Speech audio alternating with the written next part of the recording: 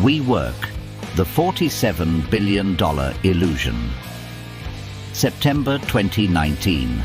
One of the most valuable private companies in the world was on the brink of going public on Wall Street. It was valued at $47 billion. Its founder was hailed as a tech messiah, a visionary capable of turning ordinary commercial real estate into a global cultural revolution.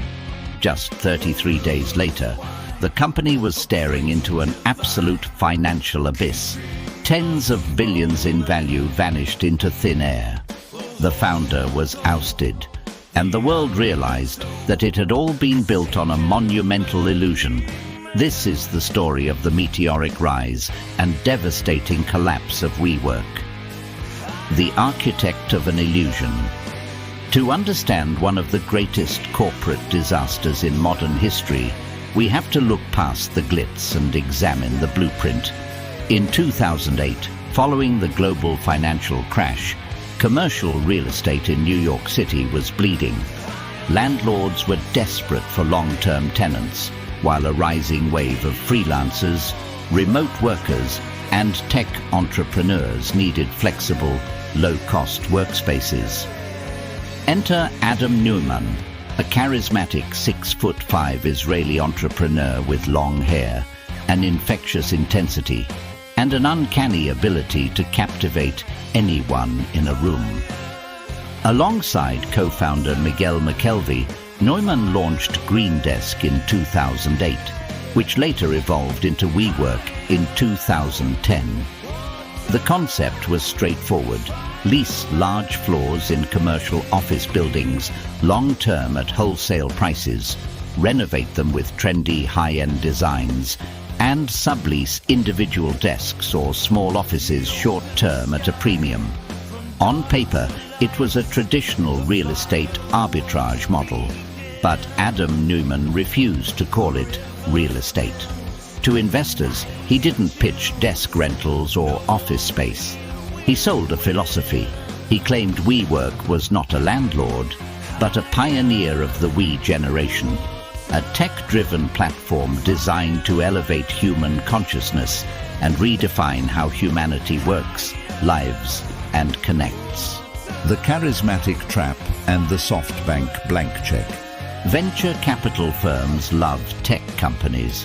Tech companies scale infinitely with minimal physical marginal costs, earning astronomical valuation multiples. Real estate companies, on the other hand, carry massive debt, fixed long-term liabilities, and thin margins.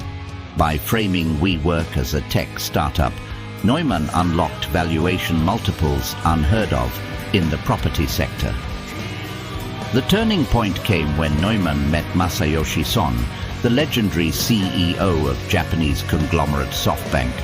After a famous 12-minute tour of a WeWork location in New York, Masa Son handed Neumann a virtual blank check. SoftBank began pouring billions of dollars into the company. Legend has it, Son told Neumann that in a fight, being smart isn't enough. You have to be crazy. And Neumann took that advice literally. Fueled by SoftBank's cash, WeWork went on an aggressive global expansion spree. They signed long-term 15 to 20-year leases at top-of-the-market prices in major financial capitals across the globe. Internally, the culture morphed from a disruptive startup into a messianic cult. Company retreats felt like music festivals, free beer on tap, mandatory late-night tequila shots with the CEO, and an unshakable belief that they were literally changing the world. For burning cash and bizarre ego trips. While the public saw a skyrocketing tech unicorn, the financial reality behind the velvet curtain was catastrophic. WeWork was burning through capital at a terrifying rate.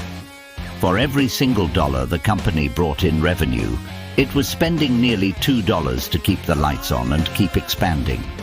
Instead of fixing the core economics, Neumann doubled down on eccentric vanity projects. WeWork launched We Live for co-living apartments, We Grow, a private primary school run by Neumann's wife Rebecca, and invested millions in a wave pool company. Neumann bought a $60 million Gulfstream G650 private jet, complete with multiple display screens and custom interior layouts. Even more absurdly, Neumann trademarked the word "we" through a private entity and made WeWork pay him nearly $6 million just to license the name back to his own company. The fundamental flaw in WeWork's foundation was a time bomb matching mismatch.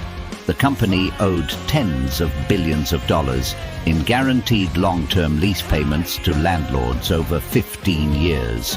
But its income relied on small businesses and freelancers who could cancel their memberships with just 30 days' notice. If an economic downturn hit, tenants would leave overnight, but WeWork's rent bills would remain.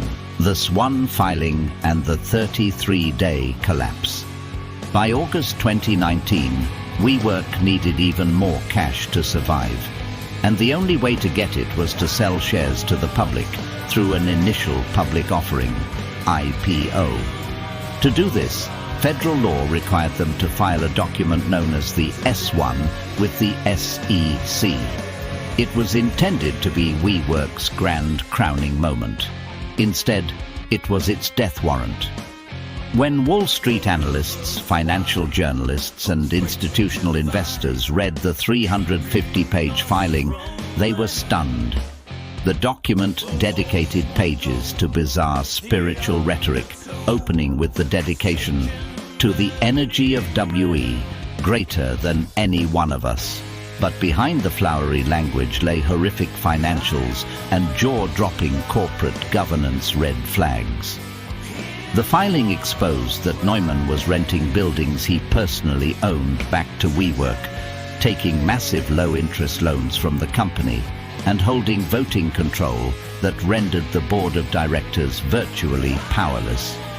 Furthermore, the filing revealed a net loss of $1.6 billion on $1.8 billion in revenue in 2018 alone. The $47 billion valuation wasn't based on market realities. It was an artificial bubble inflated by cheap venture capital. In a matter of days, the narrative collapsed. Institutional investors refused to touch the stock. The IPO valuation was slashed from $47 billion down to $20 billion, then $10 billion, before being pulled off the table entirely. Without the cash influx from the IPO, WeWork faced immediate liquidation within weeks. Conclusion and the aftermath. In September 2019, under immense pressure from SoftBank and major shareholders, Adam Neumann was forced to step down as CEO. But while thousands of WeWork employees were laid off with minimal severance and saw their stock options rendered worthless, Neumann walked away with a golden parachute worth over $1 billion in stock buybacks and consulting fees. WeWork eventually made it to the stock market years later via a SPAC merger at a fraction of its peak valuation, but the damage was done. In late 2023, WeWork officially filed for Chapter 11 bankruptcy protection, a final tragic chapter for a company that once claimed it would redefine global culture. The story of WeWork isn't just about one company's failure. It is a cautionary tale about an era of easy money, blind charismatic worship, and what happens when perception is valued over profit.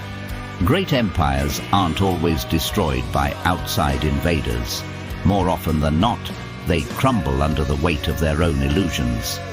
If you want to uncover the truth behind the world's greatest corporate rises and falls, subscribe to Empires and Ruins.